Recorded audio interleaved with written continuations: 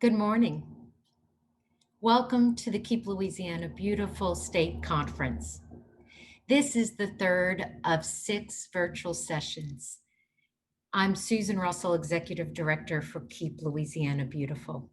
In today's session, we are going to uncover the findings of 2 new national cigarette butt litter studies. The first one had fieldwork that was conducted in Memphis, Tennessee, in Columbus, Ohio, and in Shreveport, Louisiana. The study looks at what is most effective, a public awareness campaign or increasing cigarette butt receptacles. And in the second study, we look at the effect that smoking bans have had on cigarette butt litter. We look at some case studies as well as some ordinances. But before we get started, let's take care of a few housekeeping rules. So everyone is muted and everyone is off camera and will remain that way throughout the session. But we do want this to be interactive. So I encourage you to please submit questions and comments. At the bottom of your screen, you will see a question box. That is where you will enter your questions and your comments in the comment section. Cabell Mouton is off camera and she will be monitoring the chat box as well as the questions. We will stop periodically throughout the presentations and at the end of presentations to address some of your questions. Please remember to keep all questions and comments related to the topic of this session. These sessions will be recorded, and in December, we will post them on our website. So please check back if you would like to listen to some that maybe you missed or share some with board members or other colleagues. In addition, these sessions, I want to remind you, are free and open to the public, and we have 3 more ending on November 24th with the 6th and final one. So please feel free to share this information with your colleagues, with your friends and family. They can go to our website and register. Registration will be ongoing. So now that we got that out the way, let's go ahead and get started. So as you all know, cigarette butt litter is a big problem. It is the #1 littered item in Louisiana and in fact in the world.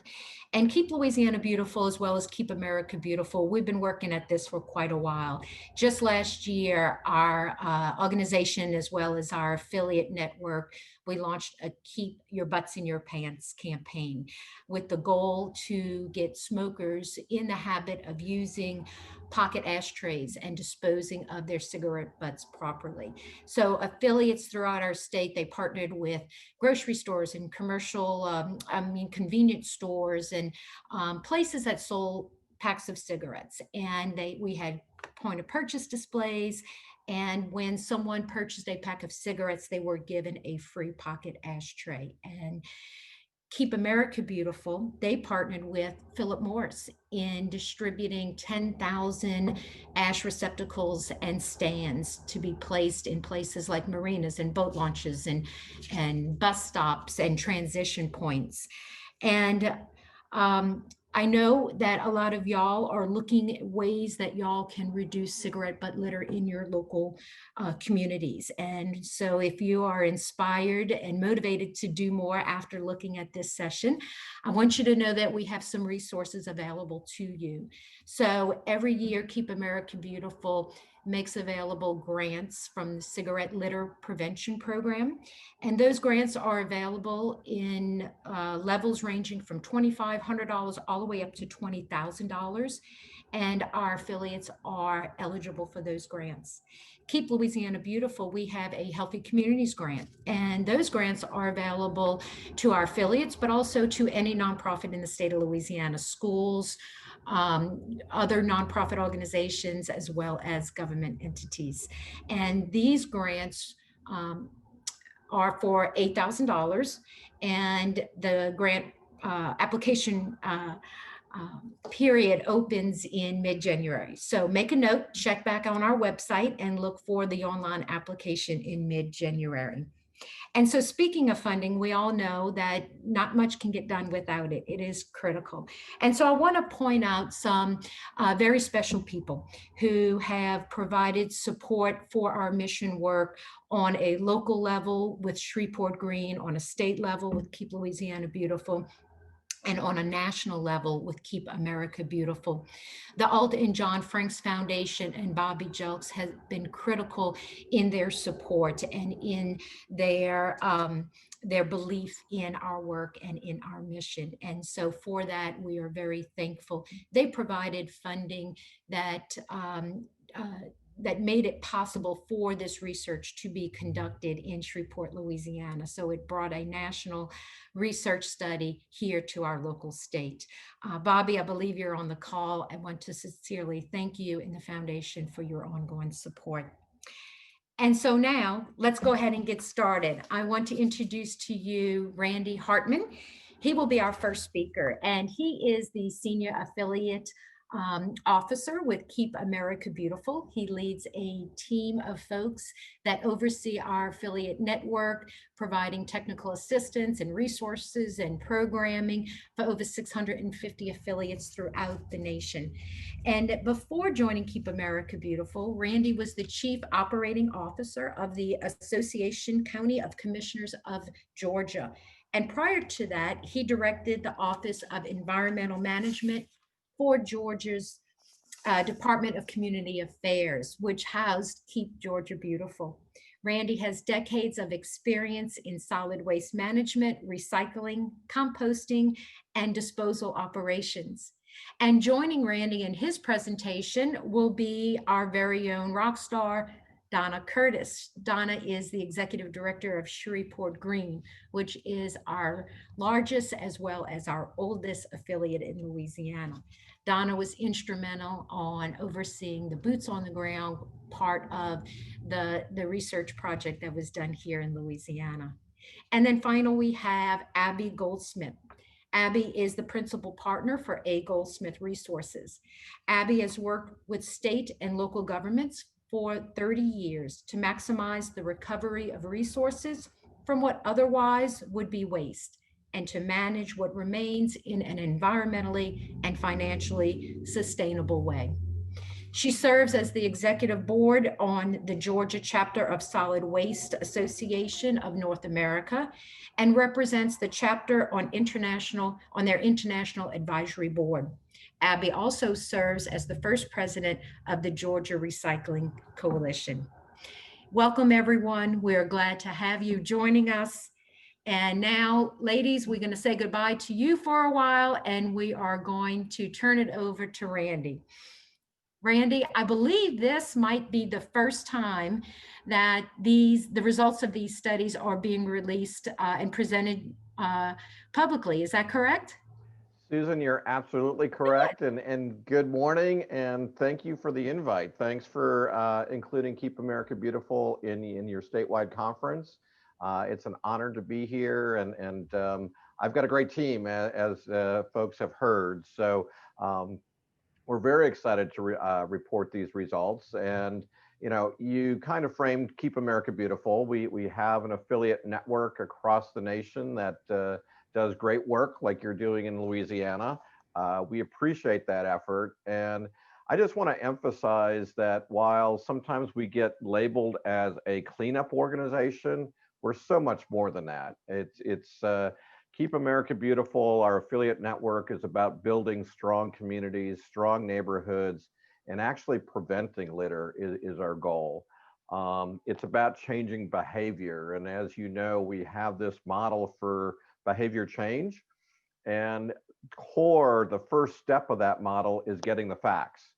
And that's what today is all about, is presenting some of the facts that we found around cigarette litter. And why should we focus on cigarette litter? Because we know littered areas tend to gather more litter. And cigarette butts are one of those things where there's actually a lot of confusion. People think they might be doing the right thing by putting it on the ground and not putting it in the trash can because it's combustible and they don't want to start maybe a fire in a trash can. But we know that's just wrong, right? To put any kind of solid waste or litter on the ground is not good for our environment. It's not good for our communities. So that is something that we do want to change behavior on. And we have been doing it for a while. You guys have been doing it for a while. So I want to thank everybody in the audience for participating today in this world of COVID. You know, we're in a new world in terms of sharing information and working together. Thanks for your participation. And as we look at litter, some of the things that we're also looking at is, you know, how things are changing. You know, we've got personal protective equipment that we're using that is also being littered. So the work that you guys are doing is more critical today than ever. I want to start by launching into our media campaign, some of the pilot results that we have gathered from that, and talk about some of the facts that we have. So again, I want to thank our sponsors for this. Basically, we had 3 sponsors that helped fund this research. And you know, as I said, our behavior change model is based on getting the facts. And I want to thank Santa Fe Natural Tobacco Company, Altria, and the Alta and John Frank's Foundation that Susan already talked about. And Bobby, thank you for supporting this effort. It's very difficult to find funding to conduct the research, but it's so critical to what we do in changing behavior. So thank you for that support. Also want to talk later on when Abby comes in and talks about transition points and what some of the impacts of local ordinances might be on cigarette litter. That project was funded by Altria.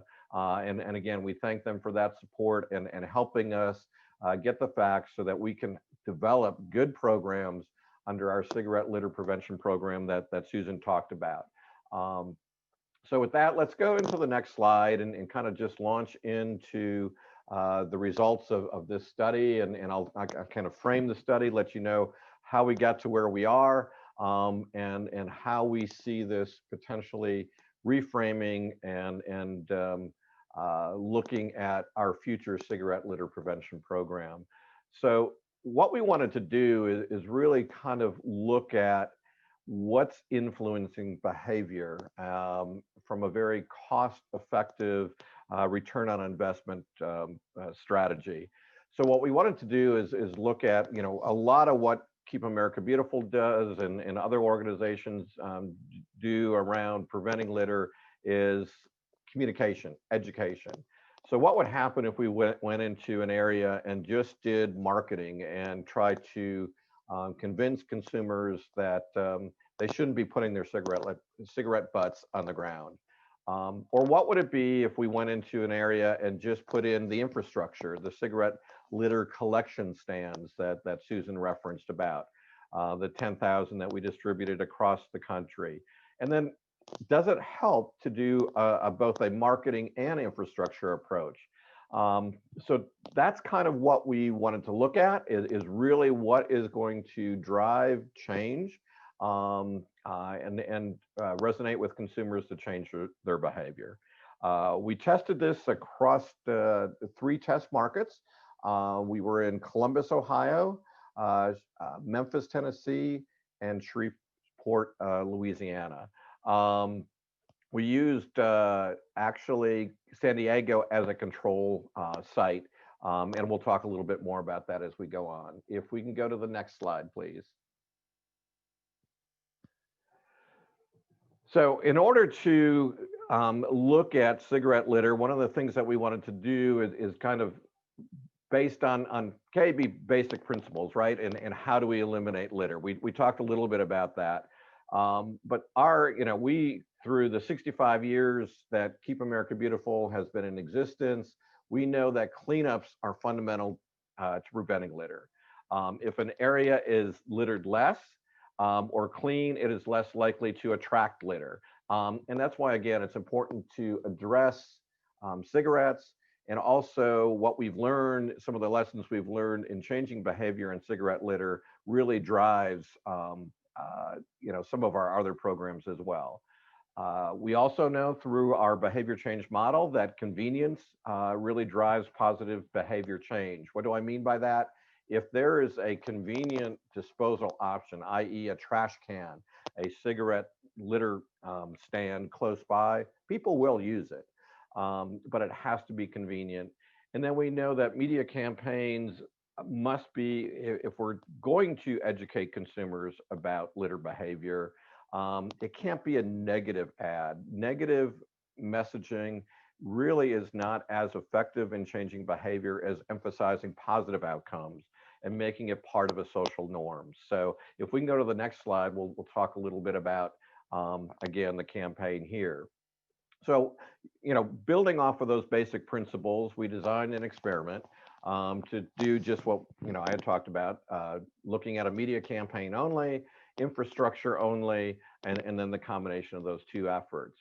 And again, the goal of this experiment was to better understand the potential of media messaging in preventing the littering of cigarette butts. Next slide, please.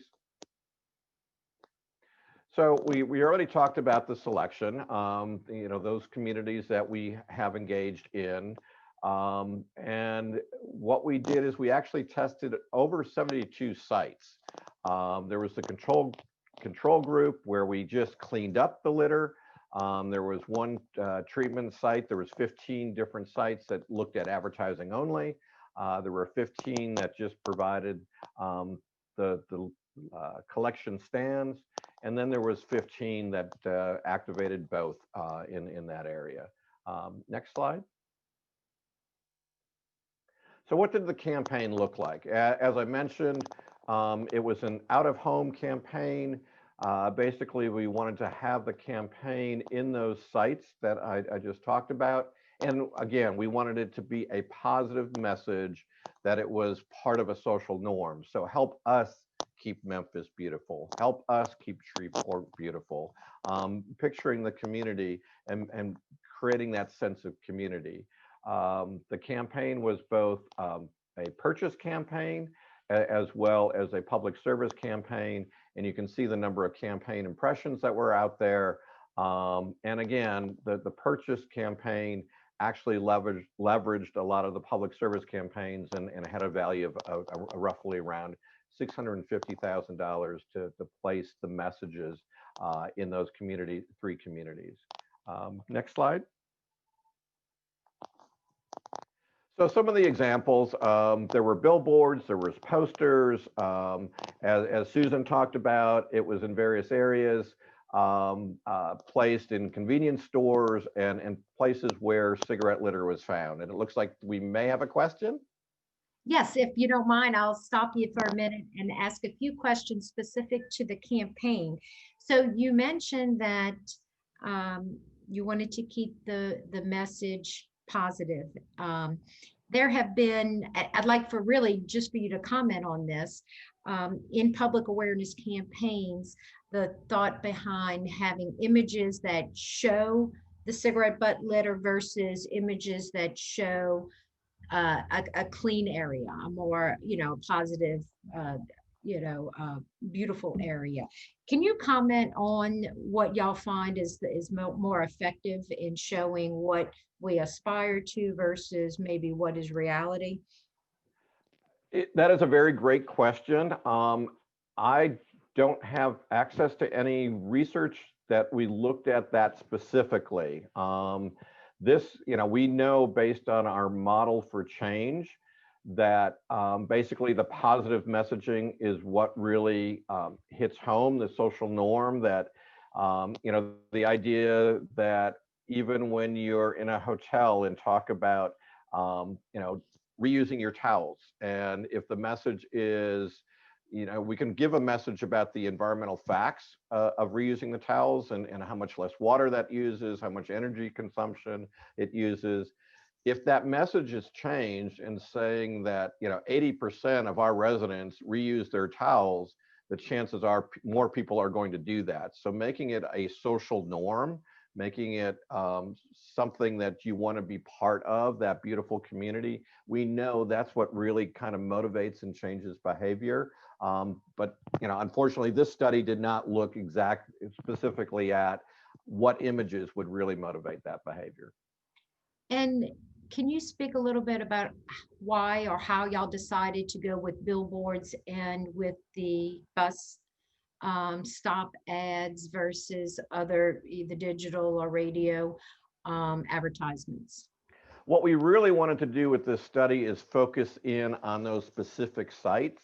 So anything that would be a broader communication message would have kind of helped with the experiment, but not given us that direct correlation. So what we really wanted to do is look at, if that message is in that site, is it going to change behavior?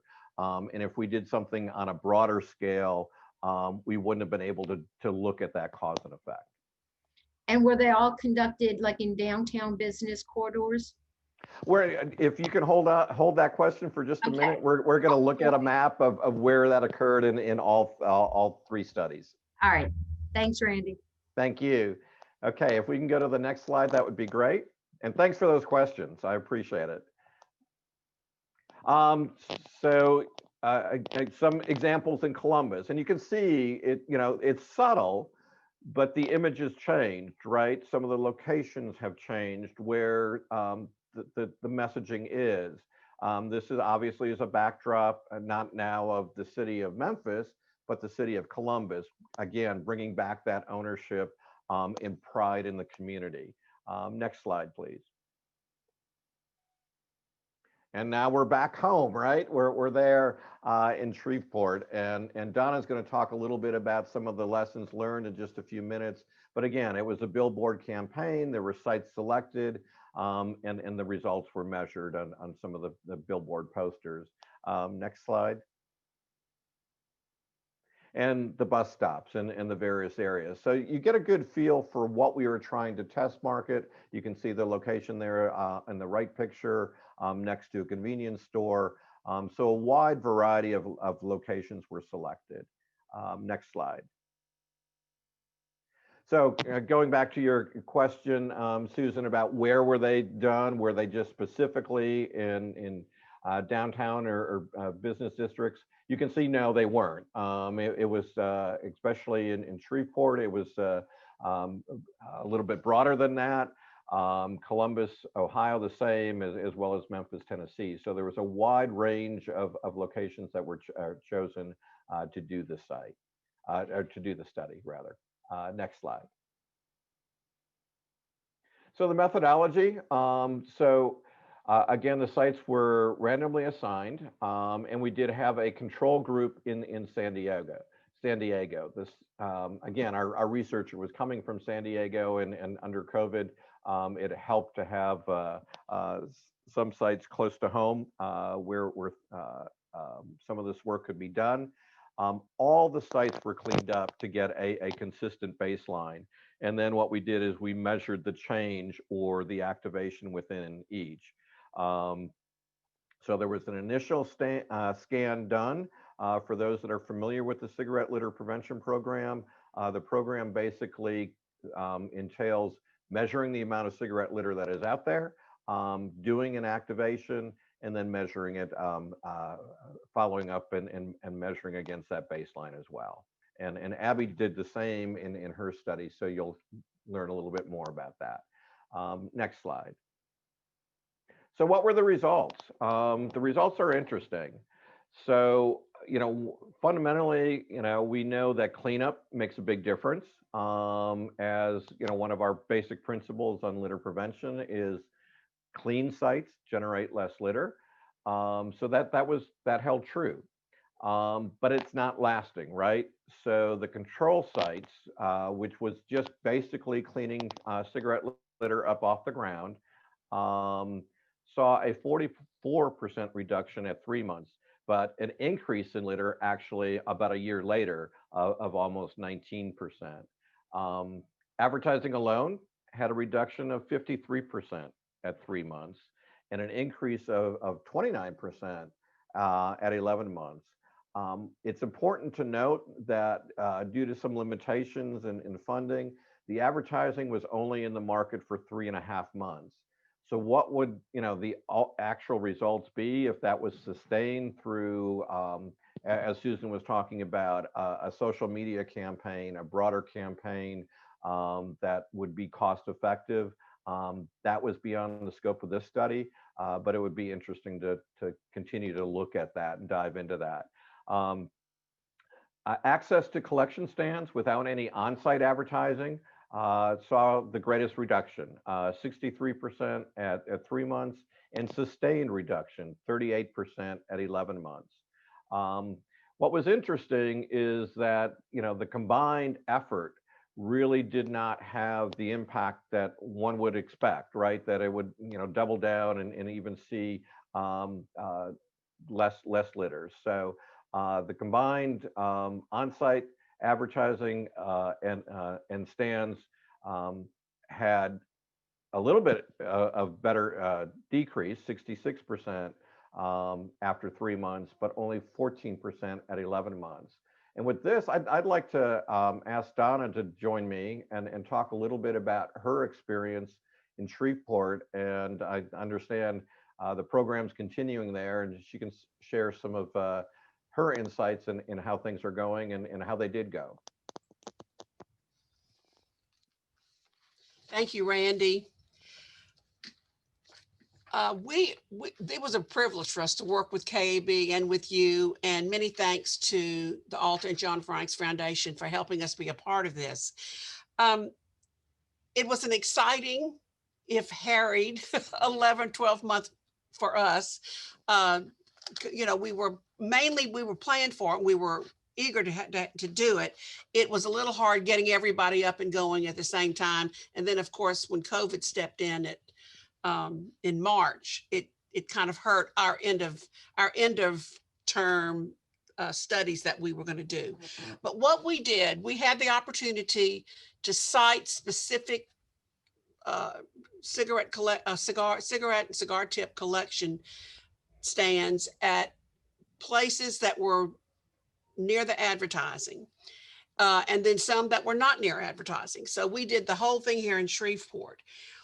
We also had the chance to meet with what I called them the social psychologists that came, who were managing this program, and they had a lot of information and a lot of. I was pleased to listen to them talk about some of the proper way to do things, and the main thing that they told us agreed with exactly what Randy said. If it's positive, and if people want to get involved with something that's positive and successful. So that has sort of led our activities over the last 8 or 9 months since we were able to continue this program. We cited the receptacles all around the community, and we worked hand in hand with our government, with our city and our parish, to put them at specific places also. Response was great. The biggest problem we had, everybody wanted one, but sometimes it took a while for them to get the receptacles attached. It took a little bit of work, but we finally were able to get all those done. And everybody is thrilled to be doing it, and is exciting. They had, in fact, I keep track of how many, every time they empty one, they're supposed to call me and let me know so I can get the cigarette butts, but also to let me know how often it's being used. So that's exciting. It was, like I said, a great project. The scan and collection of butts was a little tedious at times, but we had a great volunteer force that helped me. But we had 18 sites to do at one point, and it was significant because you didn't just do within a perimeter of 3 or 4 feet. We went out 30 and 40 feet all around the different locations. So that was something. We found that fewer butts were in areas with signage, just right in line with all the results. The difference was that we found it, particularly in Shreveport, the closer the better. So when we had the opportunity this last year to put some more out, we went in and did positive messages on the cigarette butt and cigar tip receptacles on it exactly. And now we see, after seeing this information, we're also getting ready to do some more bus ads and some digital advertising on digital billboards that are close to some of our different sites that have the heaviest accumulation of butts. We have had a great last 12, 13 months of this campaign. We're excited. We're still going faster than ever, trying to keep track of all of our different cigarette butt receptacles around the community. Our 3 takeaways: signage is important. The closer, the better, we discovered. And that's why we put it on the container itself. The majority of the people in our community are concerned about cigarette butt and cigar tip reduction. They're concerned about it. We've heard from our scientists at LSU that it's a part, the plastic in the butts is a part of, can break down into microplastics. So we have that little gem of information to share and to scare people into using our cigarette butt receptacles. And the third thing, obviously, is to keep the message positive and let's be a part of something successful. That's the exciting part. And we're showing that success in Shreveport, and we're very proud of the work we've done and our volunteers that have helped us. Thanks, Randy. Thank you, Donna, and thanks for being part of the study and presenting these results to not only your state, but on a national level. It will make a difference. And Susan, are there additional questions that we need to jump into before finishing up the presentation? Sure. So just a few things. What do you see as the next step from this? How will this data help y'all with, moving forward in planning, whether that's through how y'all award y'all grants or in various prevention programs? Again, a great question. And if I can ask you to hold that thought, we're going to wrap up the presentation with just that. We've got 3 slides that talk about kind of the future of cigarette litter prevention program. And just to tee it up a little bit, one of the things that we're looking at as smoking habits change and we go from the combustible cigarette to the non-combustible, we want to make sure that we are positioned with our programs to continue to be effective. And we don't want to go the way of the payphone, right? Continue to provide infrastructure that won't be needed a decade from now. So that's in part what prompted this study, to look at how we can continue to influence behavior and litter prevention. And that actually, Randy, was going to be my next question is, as vape smoking increases, have y'all seen that impact cigarette litter, butt litter any? And again, a great question. We are actually conducting some research right now at a national scale. About a decade ago, 2009, we did a national study to quantify the amount of litter that was out there and where it was. We are doing that right now. There's researchers in the field collecting data along roadsides and waterways to quantify the amount of litter and where that litter and the type of litter that we're seeing. So the cartridges for e-cigarettes is one of the things that we'll be looking for and measuring and monitoring to get a baseline. The habit's a little bit different because it's a reusable cartridge, and there's different issues associated with the proper management and disposal of those. So we are looking at that, and we will get back to you with additional results on that. Okay, a few more questions. So if the study shows that advertising really doesn't make that huge of a difference, should we stop advertising and just focus our resources on making receptacles more available? Absolutely not. We'll talk a little bit more about that, but I think it is really specific to your community, specific to the need. Some of the work that Abby's going to share talks about transition points and where it might be critical to have that collection infrastructure. Um, and some communities may not allow or want to have a cigarette stand along their street signs. So what do you do then? Education is effective, but I think the important lesson here is it has to be sustained. And if it goes beyond the 3.5 months of a paid campaign, would we see lasting behavior change? That, again, that was beyond the scope of this study. But no, education is critical to changing behavior. And this question is for you, Donna. So do you foresee any pushback or roadblocks with it when the more receptacles were installed with your local government than having to service them? The city and the parish service them completely. I asked them to notify me because we want to recycle the butts, but they recycle them. There was no pushback from that. The biggest problem we had we did a project 4 or 5 years ago with stands all around downtown. And the problem there was the homeless people were coming in, knocking over the stands and collecting the butts, using, finding the butts that weren't completely gone and smoke those. And there was nothing but litter.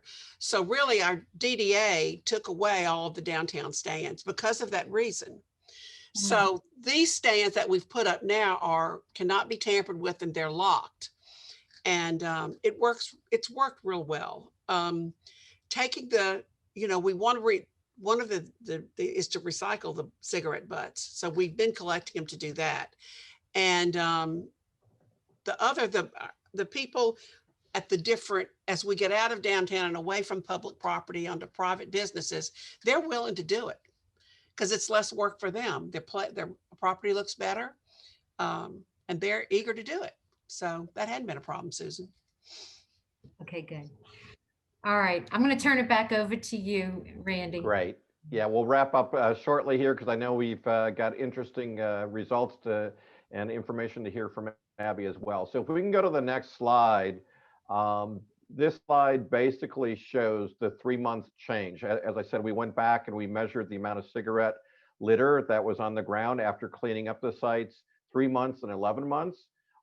Look at that first bar, if you will. So almost a 45% reduction in the amount of cigarette litter just by cleaning it up, right? So we know that's fundamental. And then, the third bar from the left basically shows the biggest increase in reduction from just cleaning it up was adding the stands. If we can go to the next slide, that shows the 11th month change. And again, you can see there that, in order to sustain the behavior change, collection stands in this research study, and again, it was a limited pilot, we need to keep that in mind, really showed that providing the infrastructure was the key. So what, and if we can go to the next slide, just looking at some of the limitations, right? Because we want to make sure that we're talking about that. It was a very short period that we looked at the media campaign. It only ran for 3.5 months. Some of the issues of paid versus donated placement is under donated placement, we really can't control where that placement is. So there was a lesser impact if the campaign was placed in the area, but not specifically in the test site. The ROI on paid versus donated media was difficult to quantify given the short placement time. So we really don't know what a sustained education campaign would have and whether some of that change would be permanent. And Donna mentioned some of the challenges with COVID-19. Keep in mind, though, that as we're reporting this, these are percents of the total. So, the difference when looking at COVID is our control site, San Diego, may have had different regulations than were in Shreveport or Columbus or Memphis. So that's how it would influence the study. But overall, the findings are sound within each community. So if we can go to the next slide, just to recap some of the pilot results. Clean spaces tend to stay cleaner over time. That's consistent with what we understand as changing littering behavior and addressing litter across the nation. Convenient disposal supports that positive change. Stands alone drove down cigarette butt litter by more than 60%. Advertising alone did decrease litter more than cleanups alone, about 50% more. The combined approach didn't significantly impact litter. So again, if you're prioritizing your resources and what to do within your community, this hopefully provides you some insight. If we can go to the next slide. So Susan asked, how will this impact the cigarette litter prevention program in the future? What things should you be looking at if you are looking to revamp your program or start a program? Three big takeaways. Consumer awareness and actions are connected. A targeted positive media message can decrease cigarette butt litter, but it erodes over time. So we know that continuing the message is important, as well as the type of messaging is important. Next slide. You need to look at the return on your investment. It needs to be factored in when you are trying to reduce and address cigarette litter, and that's any litter, right? So the cost of the stands were significantly lower than advertising costs, but it may not be appropriate in all places. It may not be permitted in all places. So you really need to understand your community and what will work well within that in that community. Next slide, please. And then litter cleanups are critical, right? 45% of the reduction started by cleaning it up. So we'd like to say that we can, do away with cleanups, but we know that's important because we need to have a clean environment fosters a clean environment. And then from there, it's determining what's going to be best to sustain that over time. And the next slide. That is it. So with that, I will turn it back to Susan, and we can hear about some of the exciting stuff in looking at ordinances and what communities do and how that may impact cigarette litter as well. Great. So a few more questions, Randy, and then we're going to have Abby join us. So was there a cost benefit analysis done to determine between the cleanups, the advertising, the stands? And I might note that it's not just the stands. In your last slide, you mentioned about the cost effectiveness of the stands, but it's also of the servicing of that, the labor to keep that maintained as well as properly serviced. Did y'all do a cost benefit analysis there? And did y'all spend the same amount of resources and funding for each of those three components? Again, a very great question. A life cycle analysis of those costs was not done, right? But you raise all those important factors that should be considered when developing a cigarette litter prevention program. The maintenance cost of the stands is important, as well as the ongoing communications. These are all insights and things that we would like to look at and dive into deeper to support and further the research. Okay. And so as mentioned earlier, this is the first time that it has been presented a kind of a cliff note version of this. Can you tell us when y'all plan on releasing all the findings and in what format that would be made available to the public?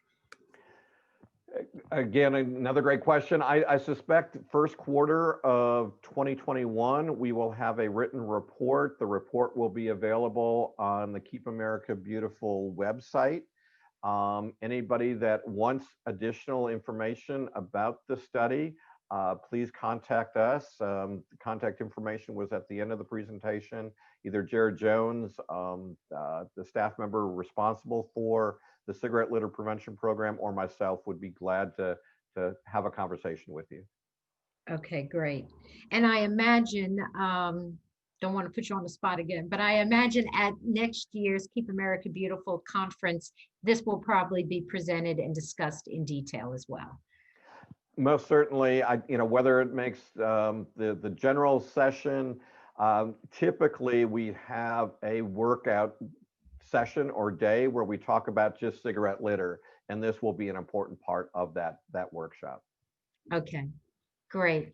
And so we are now going to move on to Abby, but Donna and Randy, if time allows, we are going to bring y'all back at the end of this session for questions for all three of our panelists.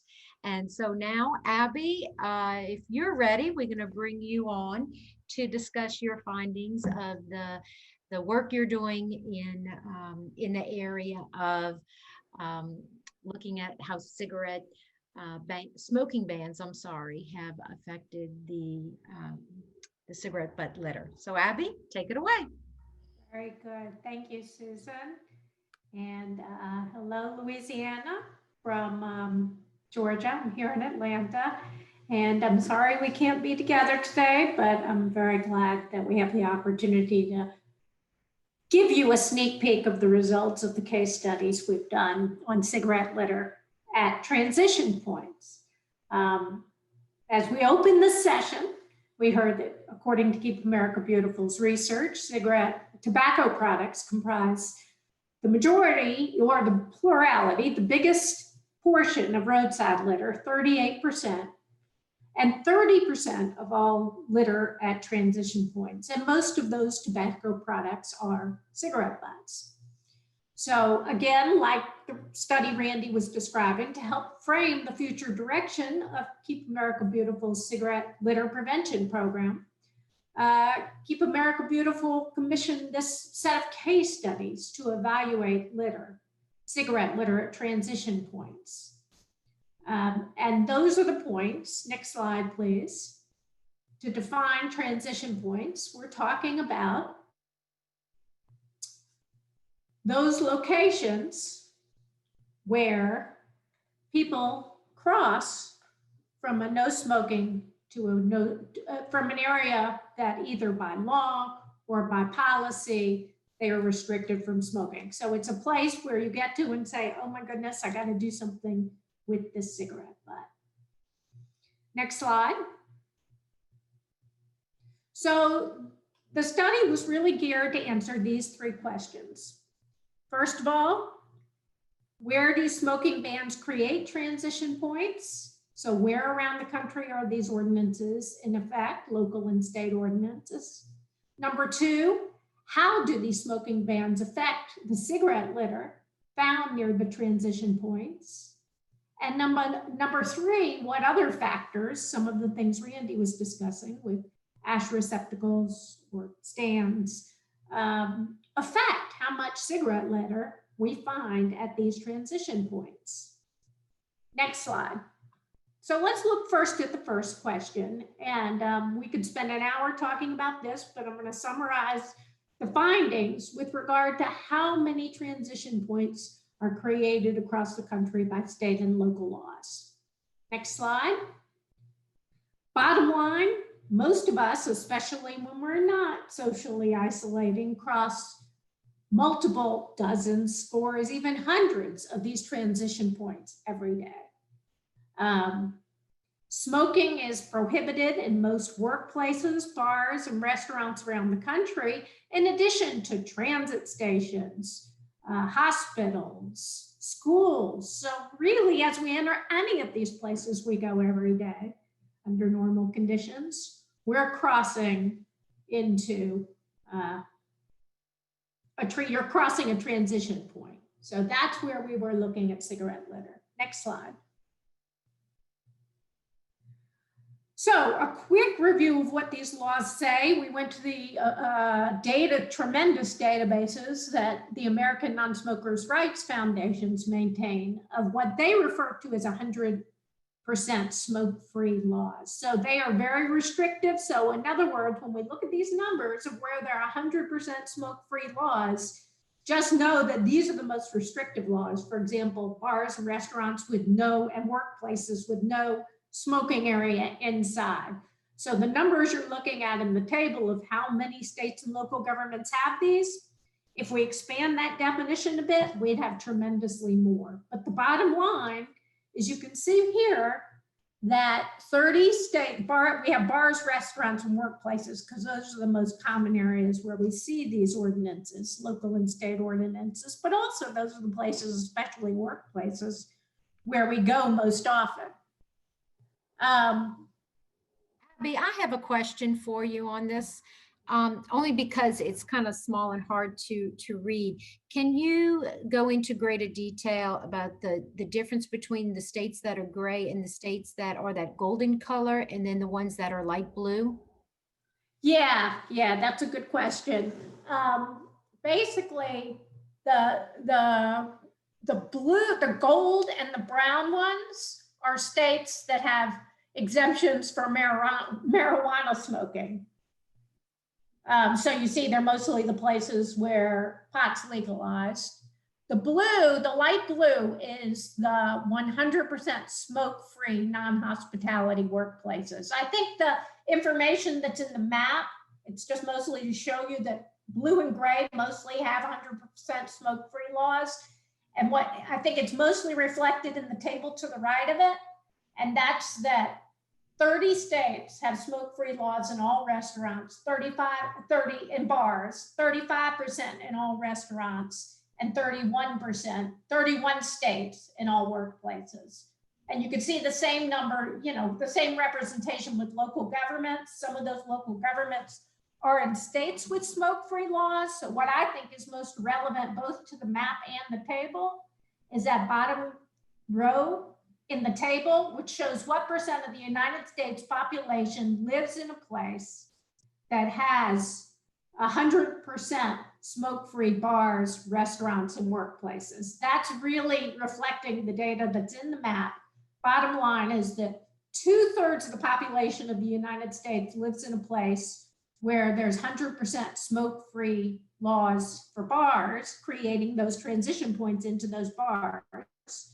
And 3/4 of the United States population has workplace laws at workplaces or at restaurants where absolutely positively no smoking. So all those workplaces, and that's retailers, that's law offices, that's government buildings. 75% of the population of the United States lives in a place where you hit a transition point when you go into any workspace. So those numbers in the table are reflecting the colors in the maps. And basically what it's telling you is that the majority of the US population lives in a place where as you enter a bar or a restaurant or any type of workplace, you have to do something with a cigarette.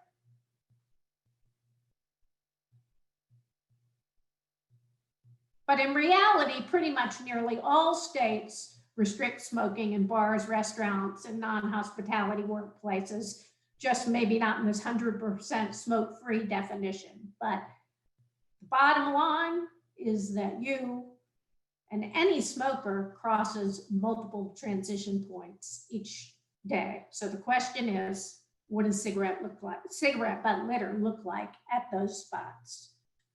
And sometimes those, next slide, and sometimes those are even outdoor locations. Some states and local governments restrict smoking in outdoor work areas like construction sites or public parks. So in some cases, you're crossing a transition point even when you're not going into a building. So the question is, how do those smoking bans that create these transition points affect the cigarette litter at those locations? And that's what we looked at with a bunch of case studies. Next slide. So again, this is not a comprehensive analysis of nationwide data with hundreds of sites. We may go there next, but we've started with 23 case studies of all different kinds of transition points across the state of Georgia is where we did this. We did these locations in the city of Atlanta, DeKalb County, which is essentially metro Atlanta, Fannin County, which is up in the mountains of Georgia, North Georgia mountains. But 13 of the 23 were conducted in the 6 coastal Georgia counties where Keep America Beautiful has consistently funded a regional cigarette litter prevention program. So one of the things KLB was interested in is looking at what the influence of those funds and that program has been. We tried to find locations that were least affected. The sampling was done in August and September.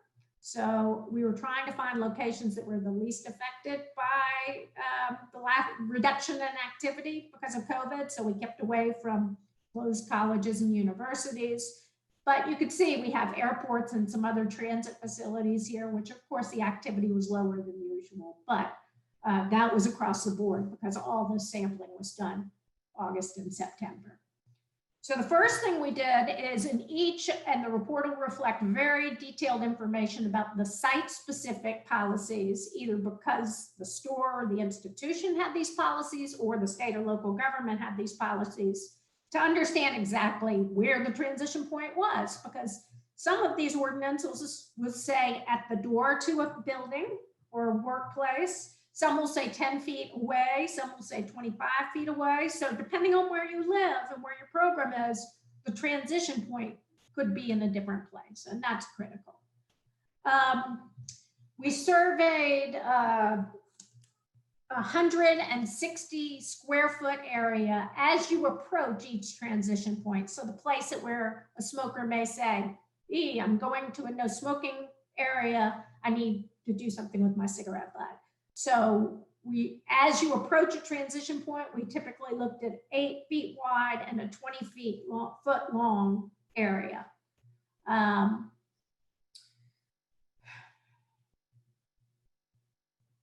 Next slide, please.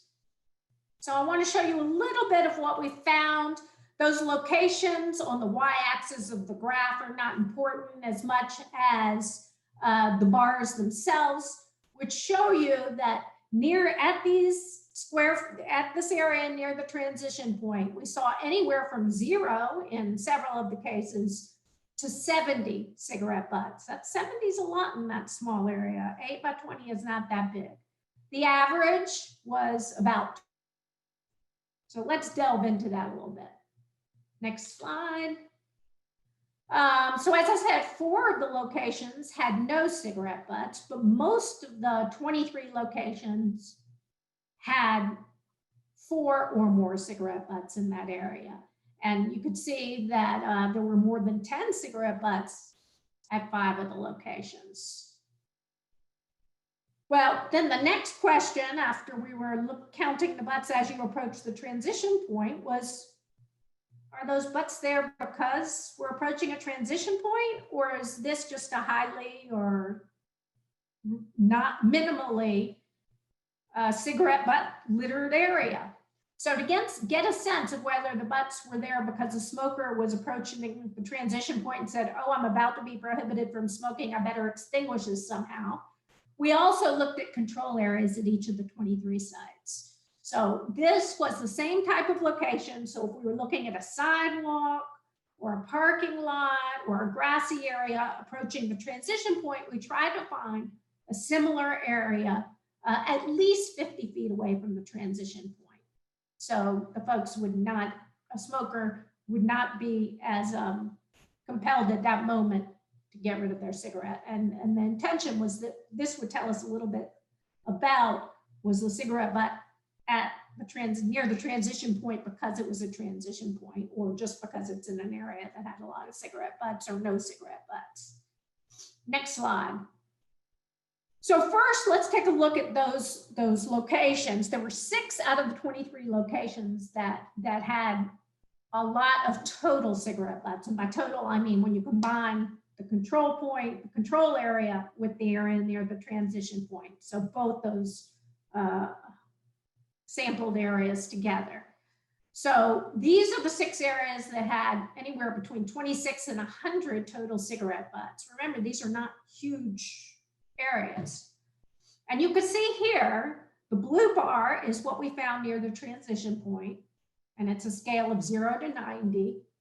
And the orange bar is what we found at the control area.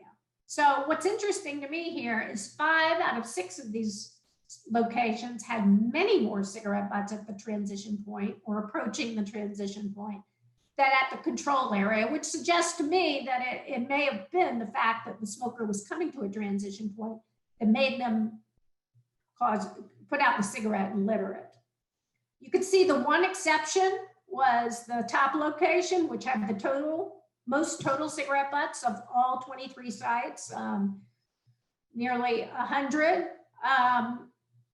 This was a control area to the Winn-Dixie in Brunswick, Georgia, and a randomly selected control area where we were trying to mimic the walkway, a little bit of planted area, and the parking area that was the area near the transition point. The randomly selected control area just looked to me like it was either a spot where people hung out and smoked on the edge of the parking lot and just left their cigarette butts, or else somebody was dumping their cigarette ashes from their cigarette butts from their car, or a garbage container in their car. So I'd say it was an outlier, but it's one of the 23 sites we looked at and one of the 6 most littered. And in that case, you did see a lot more cigarette butts at the control area than near the transition point, which was approaching the door to the grocery store, where they did have an ash receptacle, which we'll get to, which was relatively unlittered, 5 cigarette butts. So that was interesting. But you could see blue is a lot bigger than orange, significantly, in 5 of those 6 locations. Next slide again, don't worry too much about which sites those were. The main goal was to compare the blue to the orange. And you'll see at these locations, these are the others, the 17 that didn't have so many total cigarette butts. They have from 0 to 10 total. And 10 of those 17, you see, had more cigarette butts near the transition point than at a control area further away from that transition point. 3 had more in the control area. 2 had the same number of both areas. 2 had none in either place. So the bottom line is, it looks like when you see that the blue is bigger than the orange in most of those cases, it looks like the fact that you're coming to a transition point does create more cigarette litter than at another spot at the same location. Next slide. So to conclude on the transition point versus the control area, more cigarette butts were found near the transition point at 2 locations. And that was most notable in the more cigarette butt littered locations. Next slide. So then the third question, if you remember, was, so what other factors near a transition point changes, may affect the number of cigarette butts found at that location? Next slide. So the first thing we looked at was ash receptacles and trash receptacles, but primarily we discovered pretty quickly that trash receptacles didn't seem to have too terribly much of an impact. You can see here that half of the locations, the transition points, had ash receptacles, and that was the reason that number is relatively high, is because we were down in the coastal Georgia region. That's where most of these sites were, where they did have ash receptacles, where Keep America Beautiful has funded a good portion of those. The others were both the two locations. The top two pictures were a Dairy Queen and a Walmart in Fannin County, and the bottom two pictures are some ash receptacles down in Brunswick and St. Simons, which are part of the Keep Golden Isles beautiful regional program that KLB has provided a cigarette litter prevention program grant to. All but one of the sites had trash receptacles, but like I say, it didn't seem to make much of a difference in the number of cigarette butts at the locations. Next slide. Again, don't worry about what's on the bottom. What you need to pay attention to is the difference in the size of the orange bars, which are the number of cigarette butts in those areas without ash receptacles, and the size of the blue bars, which is the number of the cigarette butts near the transition points that did have ash receptacles. So, your immediate response in looking at this is, wow, those areas without ash receptacles had more cigarette butt litter. And overall, that would be the case.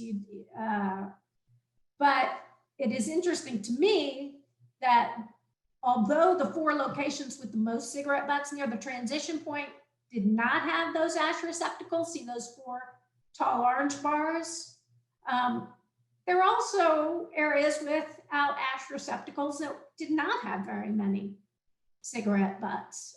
That's the rest of those orange bars. It is true that most of those transition points that did have ash receptacles had relatively few cigarette butts, the one exception being a bar in Savannah. And that was not one of the nice looking and labeled ash receptacles provided by Keep America Beautiful cigarette litter prevention program. So to me, the takeaway from these locations were that the ash receptacles did seem to reduce the amount of cigarette litter near a transition point generally, but the lack of an ash receptacle doesn't automatically lead to a more highly littered area. Next slide.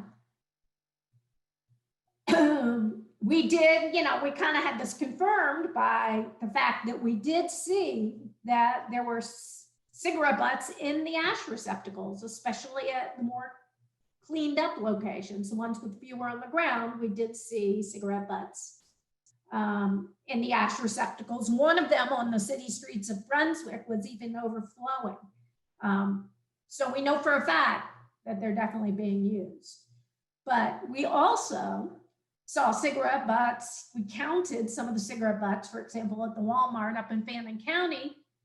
Most of the cigarette butts at that location were clustered around the base of the ash receptacle.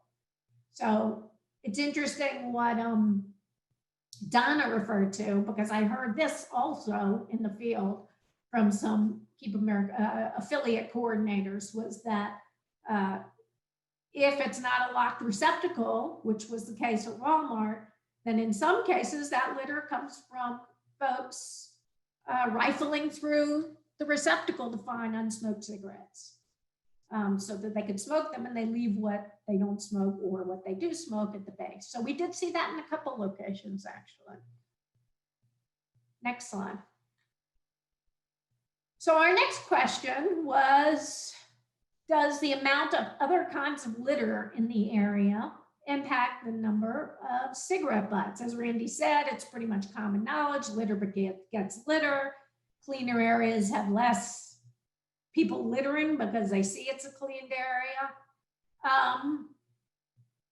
But this is interesting to me. It's other litter, and it was subjective, looking around and just ranking it high. That's the orange bar. High, highly littered areas, medium, the yellow bars, and low amount of litter, other kinds of litter in the areas, the blue bars. So what I see here is there's lots of other litter at the 2 areas near the transition points that had the most cigarette butts. So those 2 tall orange bars, those are the 2 kind of outlying highest lit area with the highest number of cigarette butts. Yes, there was a lot of other litter at those locations. But 2 of the other areas that had a lot of cigarette butts really did not have that much other litter. And when you look at the medium amount of other litter, the yellow, you see both lots of cigarette butts and not so much. But what I do think is conclusive here is that nearly all the locations that had a minimal amount of other litter also had very few cigarette butts. So either at those locations, and I saw both these things happening, either people didn't litter much at those blue locations of any kind of litter, cigarette butt or otherwise, or these locations are frequently or recently cleaned and maintained. Let's go on to the next slide. This was not something that really was on the survey forms or we intended to look for, but it became pretty clear that besides just other litter, other factors related to the condition of the surrounding infrastructure was tied to, I don't know if correlated is the right word because I wouldn't say statistically significant, but we did notice that the areas with the most cigarette butts also had significantly deteriorating infrastructure. Next slide. We saw where there were a high count of cigarette butts near transition points. We saw broken or overgrown sidewalks, broken or overflowing trash or ash receptacles.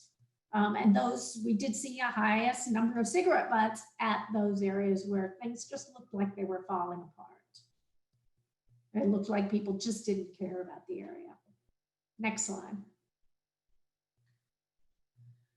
So that brings us to litter cleanup efforts, and it's also something that Randy covered on one of their scenarios was that all areas, one of their approaches was all areas were cleaned up and then just left that way to see what would happen. And I found with regard to transition points, I think it's a little different than other areas because we found two interesting findings about litter and cigarette litter at transition point with regard to cleanup efforts. The first one, which is not terribly surprising, is there were several areas where we either witnessed or we had read or were told about litter cleanup areas. And those areas did indeed have a small number of cigarette butts. That picture on the top left was Tyree Island has a very active litter cleanup crew along the beaches that does specifically focus on cigarette litter in part that they recycle. And when I went out there to do the sampling, I ran into two of those volunteers as soon as I arrived. And the beaches were pretty clean, although we talked a while and they said the parking lots, which we looked at as part of the transition point, are where they find cigarette butts. On the right, that's the Atlanta airport, which is a very interesting case study that'll be in the report in detail because we did a longitudinal study in that one.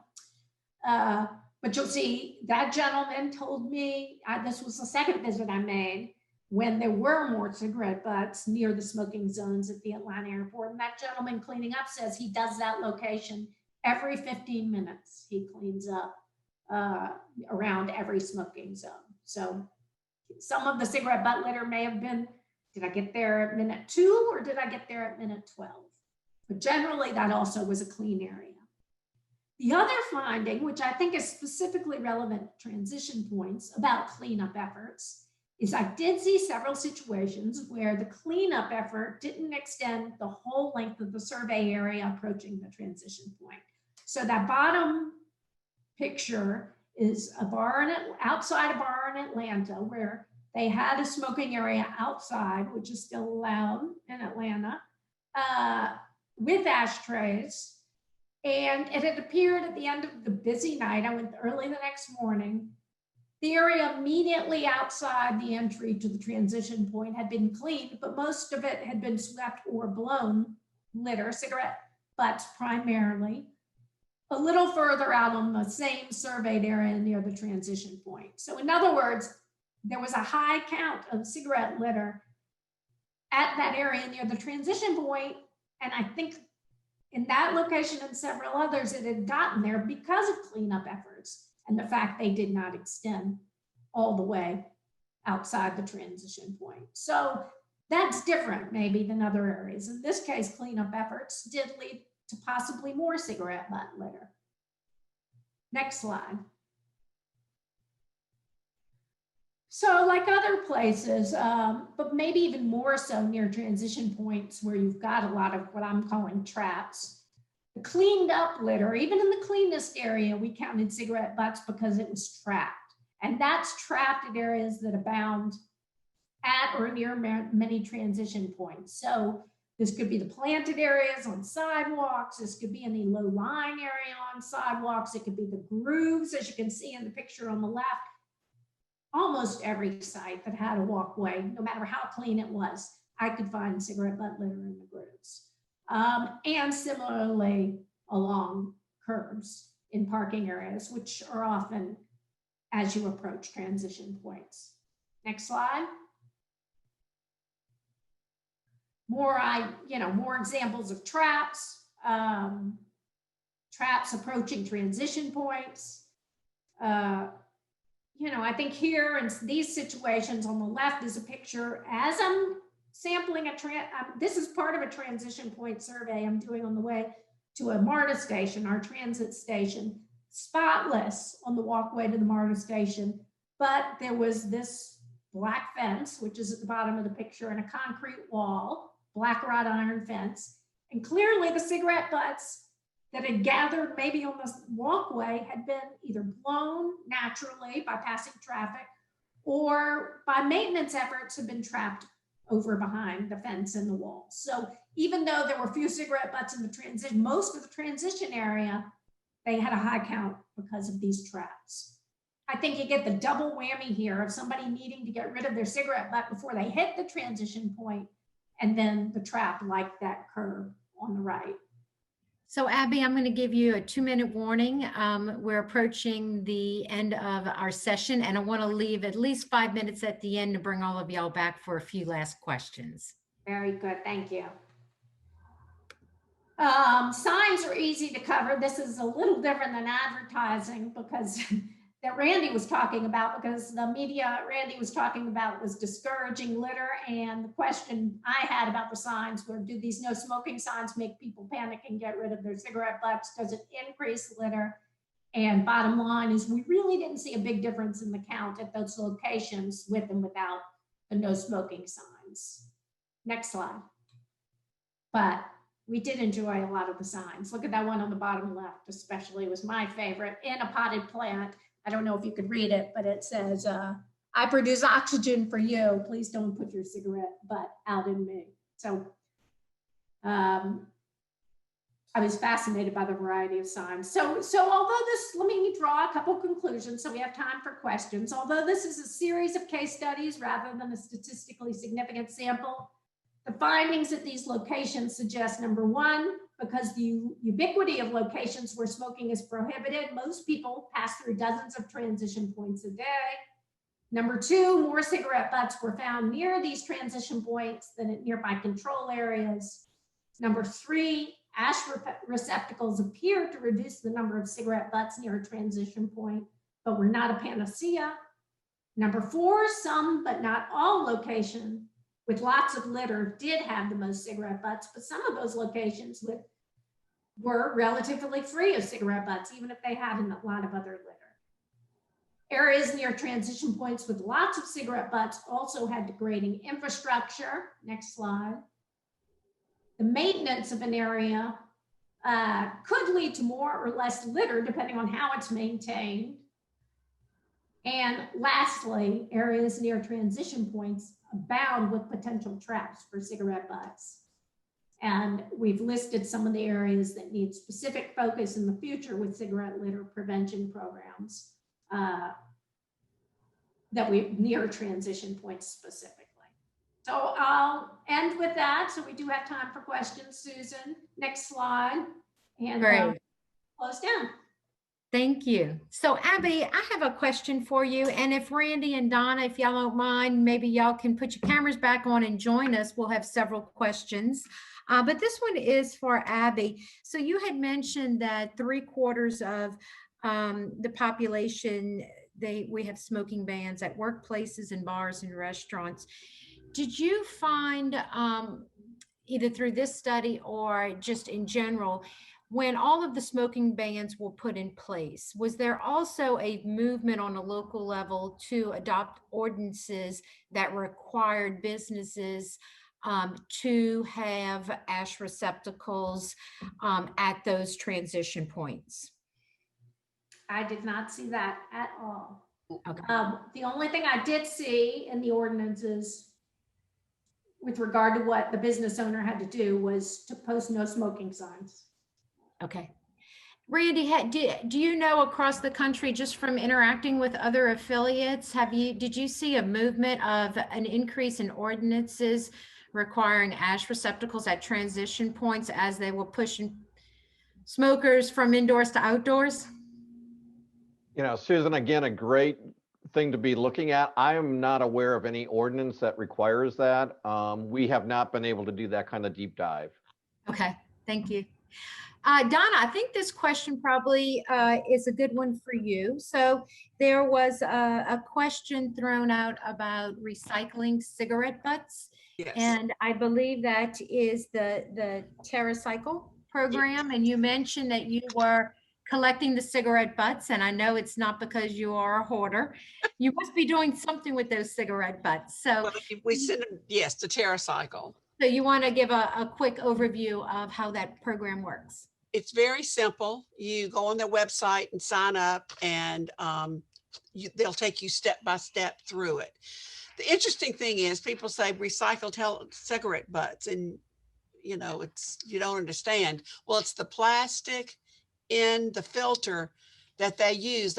One of the things they tout on their website is that this plastic they get from the cigarette butts goes into making like park benches and things like that. And a lot of it's very interesting how they do it. They use all parts of the cigarette, but that was the most interesting to me because of our interest in microplastics and plastics, getting it out of and being reused, which is good. So you collect the cigarette butts from the receptacles and you box it in a box that they provide you, and Yes, then they'll send, yes, and then you send it back to them. you pay for postage? No. I don't think so. I think No. they pay for the postage, don't they, Susan, Randy? Susan, if I can speak to that, yes. They pay for the postage. Santa Fe Natural Tobacco actually underwrites that program and is funding both. It's a free program to those that generate and send in the cigarette butts. So they provide the collection container. The postage is covered. And as Donna says, yes, it is. The filters are recycled. The plastic component is recycled and turned into some kind of lumber or product that can be reused. It's a free service, and we are promoting and encouraging everyone that is part of the cigarette litter prevention program or received a grant from Keep America Beautiful to use that recycling program. Okay, thank It's you. really a great opportunity, Susan. It's interesting to get to take those butts and turn them into something else, which is fascinating. It's fascinating to me. Great. This question, I believe, is for Abby. It's asking if the results of the scans were communicated to the businesses in those areas, and if so, how was that received? Yes, not yet. Y'all are the first ones to even see a single one of these graphs. So nobody's got the results yet. I owe them to Keep America Beautiful in December. Randy will tell you when they'll be released. I did think it was interesting that they are starting a program in St. Simons, Georgia, where they do have ash receptacles and a big cigarette litter prevention program grant to recruit businesses to help clean up I was telling you, transition points get cleaned up and cigarette butts get pushed out, but to help maintain those areas as well and be responsible for emptying the cigarette ash receptacles that are on the posts outside their business. Okay, great. All righty. So if there are no other questions, we are going to conclude today's session. So Randy, Donna, Abby, thank you so much for joining us today. I appreciate your presentations, and I hope everybody else have some great takeaways from today's session. So I just want to remind everyone that we will have our fourth session next Tuesday, and I will be actually presenting on this session. And so joining me will be Gretchen Vandekar from ULL, and we have some exciting news. We're rolling out a new state affiliate level, a university level affiliate, and talking to y'all about an EPA grant that we received with ULL for $500,000 in order to help get the university level affiliates off the ground and to provide some grant funding for them. So I hope you will join us for an hour and a half next Tuesday at 9 o'clock.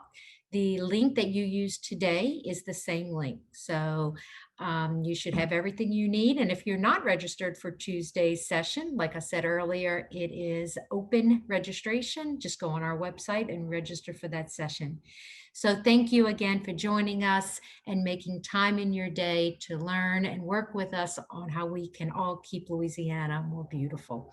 Thank you and have the good rest of your day. Bye-bye.